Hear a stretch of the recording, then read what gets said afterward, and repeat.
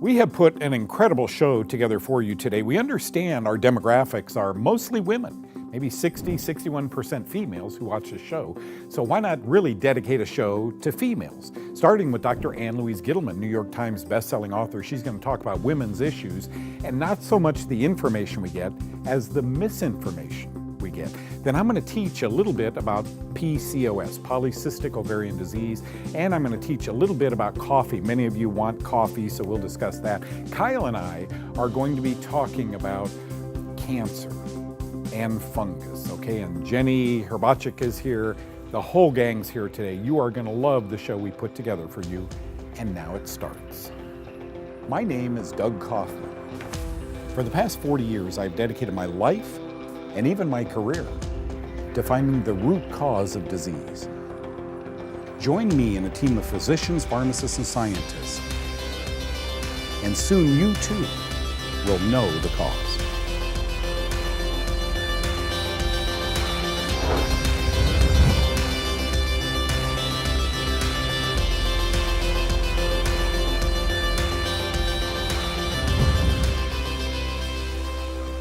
There she is. Nutrition's First Lady, Dr. Ann Louise Gittleman joins us today. Folks, we need to talk about foods in your diet. She has a new book. I don't know if you remember, she was on my show a few years ago. She had a book called The Fat Flush, runaway bestseller. She wouldn't return my calls at that time. That's how much I want. Come on. No, I'm kidding.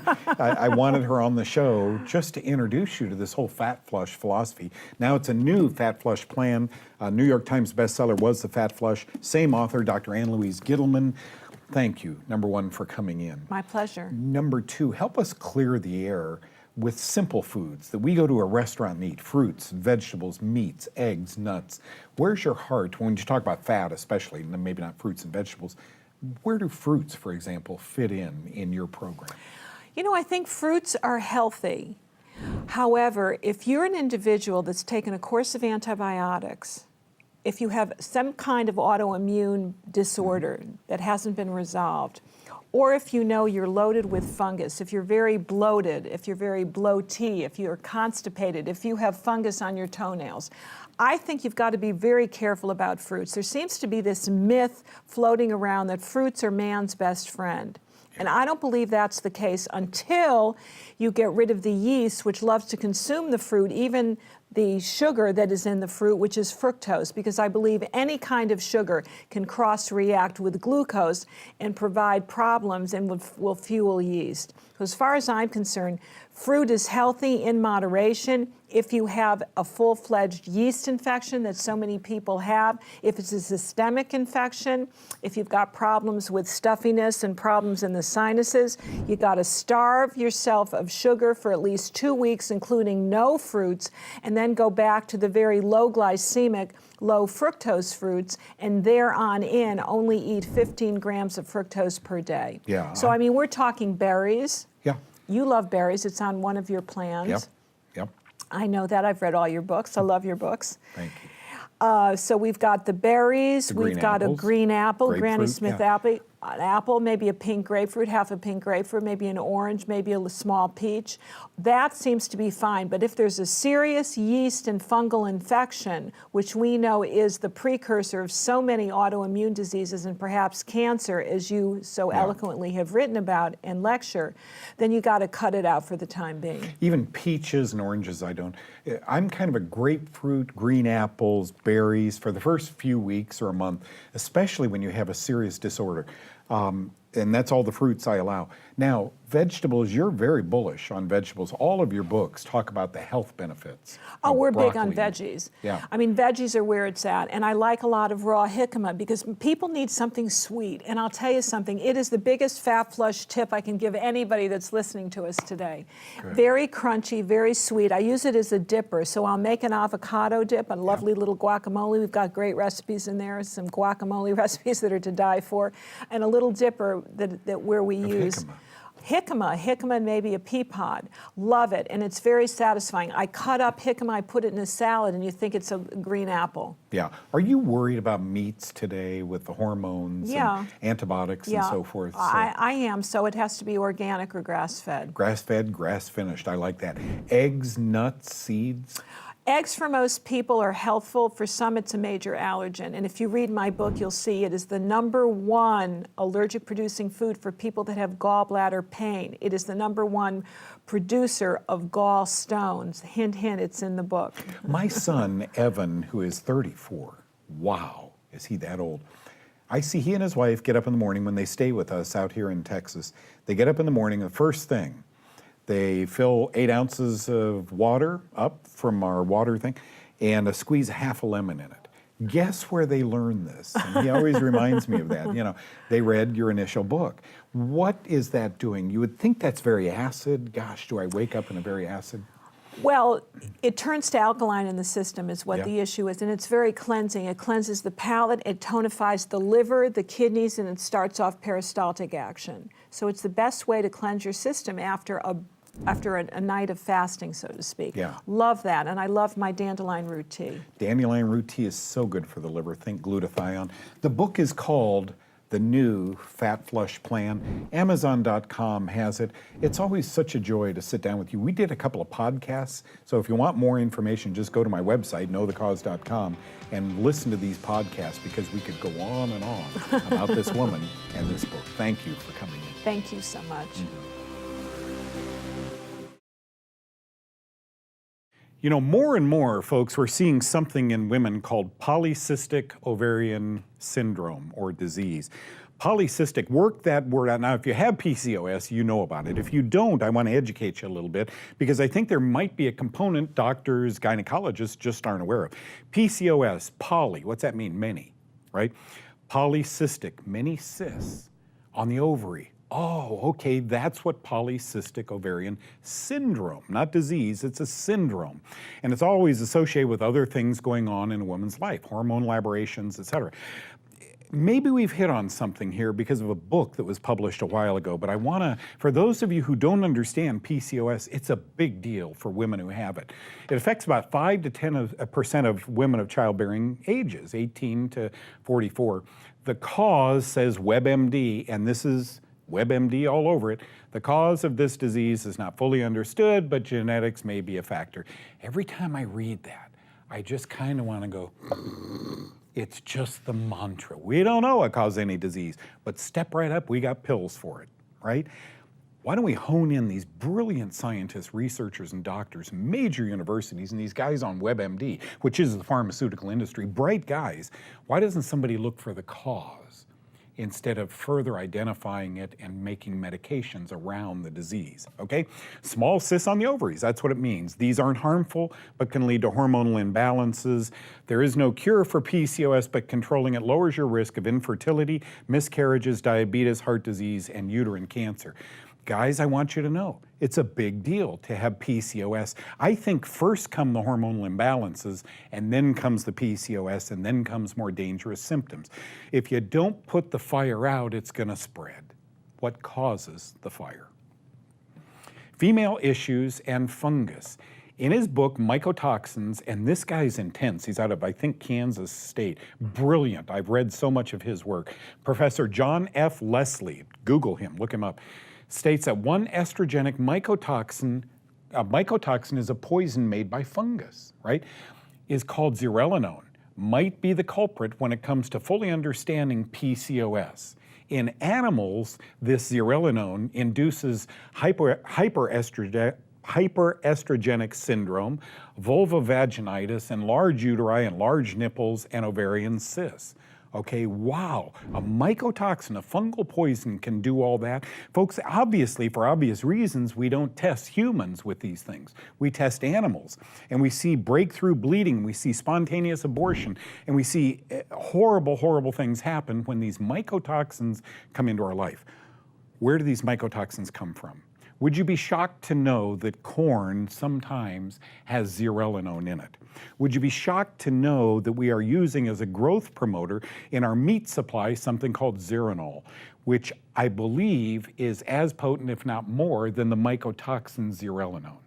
So as we reduce antibiotics in our meat supply, what I'm seeing is the increase of other hormones that make the cow and the chicken get fat so we can sell it for more money.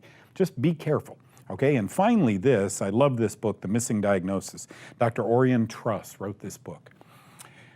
Linked to urethritis, cystitis, repeated vaginal infections, PMS, menstrual problems, and the yeast Candida albicans. He writes this in this book, and you can still get a copy of it. It's called The Missing Diagnosis. It's important, folks, when you don't know the cause, we run from doctor to doctor to doctor to get diagnosis after diagnosis after diagnosis, to get pill after pill after pill. Maybe, just maybe, your fork and spoon, you're eating the wrong foods. Sometimes they have mold in them. Just think that way. First, Nurse Jenny Herbacek talks about stress. If you have cancer, you know about stress, so she's going to tie the two together, cancer and stress. Then I'm going to talk a few minutes about why coffee isn't on the Phase 1 diet.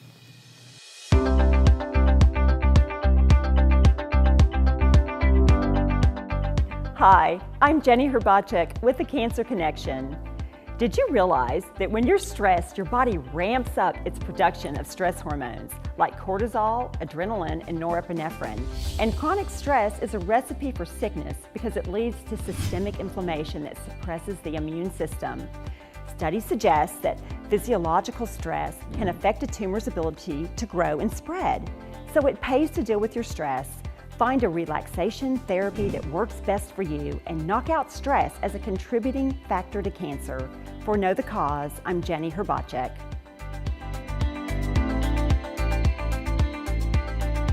I was just thinking, when I was a young boy, I'd wake up just about every morning and I'd hear a percolator going in the kitchen. You remember those? How old are you, right? The percolator, where it'd be mixing up the coffee and the bean and so forth, the water in the bean.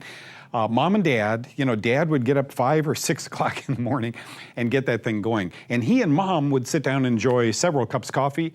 And then along about 9 o'clock, we heard it again, the percolator going again. So that's the way they used to make coffee in the old days. Now we have these machines. But you're looking at a guy who ended up in Vietnam in the medical corps in 1970 and 71 and never had a cup of coffee. Isn't that interesting? The smell, I remember being good, but I just didn't like, look, I had ADD, I probably still do. The tasting of a cup of coffee, and man, I was gone, boom, 90 miles an hour. But I wrote a book. The book was written a dozen years ago. It was called The Germ That Causes Cancer. It's a book about fungus and its ability to mimic or to cause cancer. Now, I've since written a big research paper, and we're working on another one. I think many times cancer is misdiagnosed, and it's a fungus that starts it. And antifungal drugs and a changed diet, I think, would help most cancer patients. I've been beating that drum for probably 30 years. But let's get back to the cup of Java, the cup of Joe. When I began writing that book, my friend, a physician, came over to the house and we said, we got to work all weekend. And he said, Doug, you're going to need some of this. And it was an iced 4-in-a-pack coffee. And I said, oh, what is it? Coffee? I don't do that. And he said, by tonight at 10 o'clock, you're going to need this. Sure enough, I opened the top and it didn't look like coffee. It was white. It was called vanilla something. And I drank it, and I'm telling you, at 1 o'clock in the morning, boom, boom, boom, boom, boom, boom. I was reviewing these research papers. I was writing that book. By Sunday morning, we had completed it, and we were thrilled. So I took a new look at Joe. Joe and I became friends. The Phase 1 diet that I ask people to get on doesn't have coffee on it.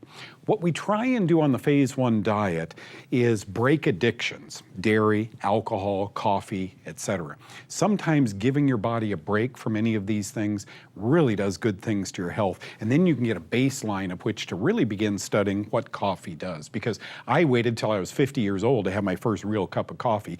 I know now that I'll have a cup a day on our Phase 2 diet. This is okay, because this is a legume, a bean. Coffee is a bean. And science has been saying, well, cup of Joe doesn't hurt anybody. As a matter of fact, 2 cups a day might be better for your heart, the ticker, the blood supply, and so forth. I'm reading that with great interest. I just asked people on my Phase 1 diet not to have any. Then when we graduate to our Phase 2, you can have it. Along comes a guy I know very well and I really like, and he has a coffee that he has tested quantifiably for Mycotoxins. Fungus make poisons, even inside the human body, even in coffee beans. These are called mycotoxins. Myco means fungus, toxin is poison. So he tests his coffee bean for mycotoxin exposure, and if they aren't there, he goes ahead and puts it in bags. And as the article points out, it's expensive. You know what? I don't have a problem paying a little more if I'm not getting into these mycotoxins. In Spain, they did studies on 100 coffee and found mycotoxins, fungal metabolites, fungal poisons, in 100% of the samples. Some so minor it doesn't make any difference. Look, we'd all be dead if drinking coffee killed you with these mycotoxins in 1 cup. But it goes on to say that the reason this man is doing so well with his company is because he doesn't recommend putting sugar in it. Instead, something called CLA, conjugated linoleic acid, right? Butter, meat. Don't put meat in your coffee. He says put a big slab of butter in there. And then something called medium chain triglycerides. Now, CLAs are hugely antifungal. So if there's arguably fungus in your cup of coffee, the CLA in the butter is going to help remediate that. Medium chain triglycerides, or MCT, is an oil derived from what? Coconut. And there's lauric acid and caprylic acid in coconut oil that makes it hugely antifungal. So what this man has done is really brilliant if you think about it. He's saying, okay, all coffees probably have little amounts of mycotoxins. I don't think mine does, but just in case, instead of milk, use a pat of real butter, not margarine, real butter. And use a little bit of MCT, right? This oil, medium chain triglyceride. And this oil makes all the difference in the world. It tastes delicious. So move your Joe around, try different approaches to it, and try and remember it often has these fungal metabolites in it, but yours doesn't have to because now you know. I owe an apology, I think, to many in the medical community because for years and years, 17 alone, Kyle, I've been doing this show and I've been rubbing pretty hard on doctors, technologies, diagnoses, tests, pills, etc.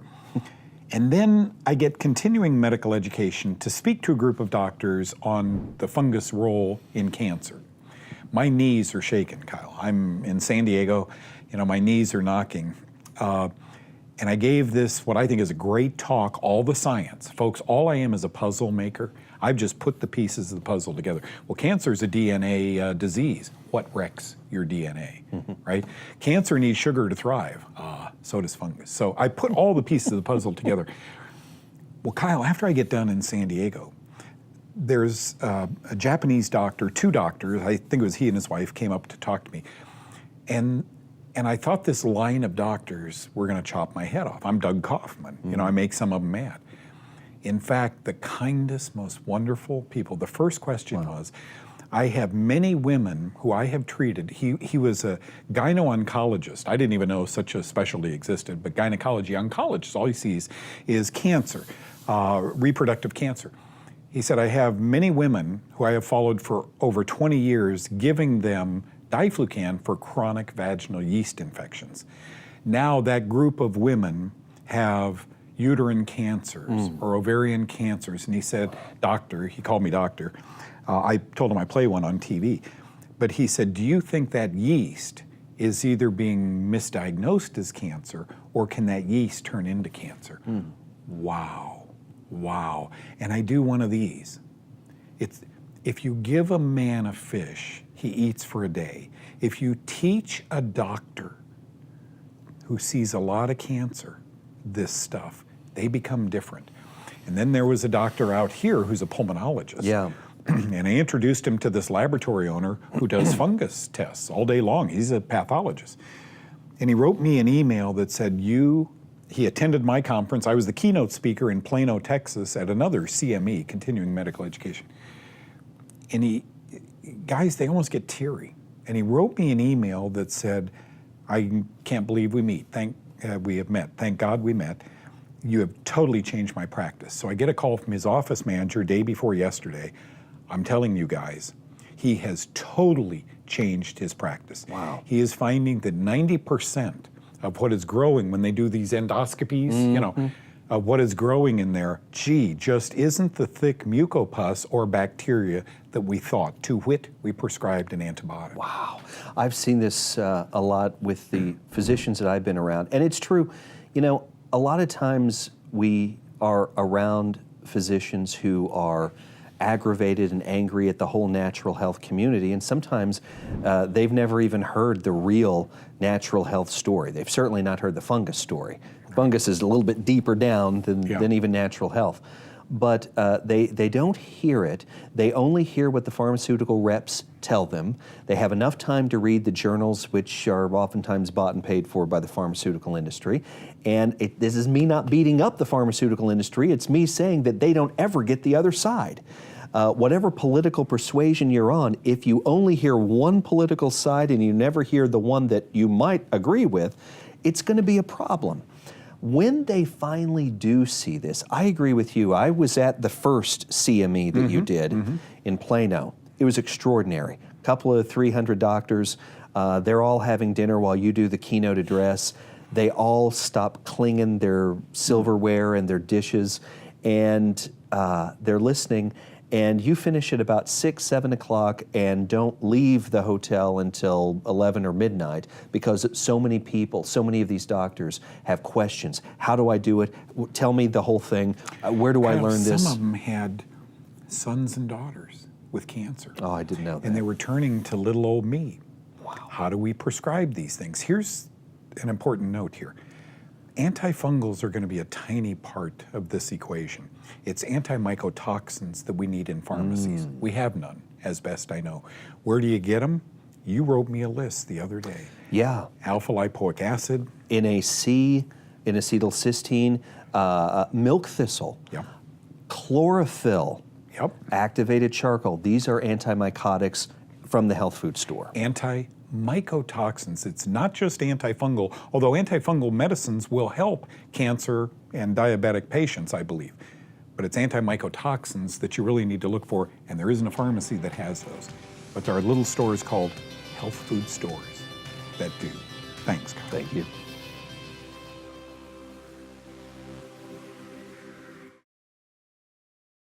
And as they say in Hollywood, that's a wrap today. Thank you so much for being with us today. Thank you, Dr. Ann Louise Gittleman, for coming in and teaching us not so much about the information, folks, as she alluded to in the opening of today's show, but the misinformation we're getting out there. Thank you to Nurse Jenny Herbacek.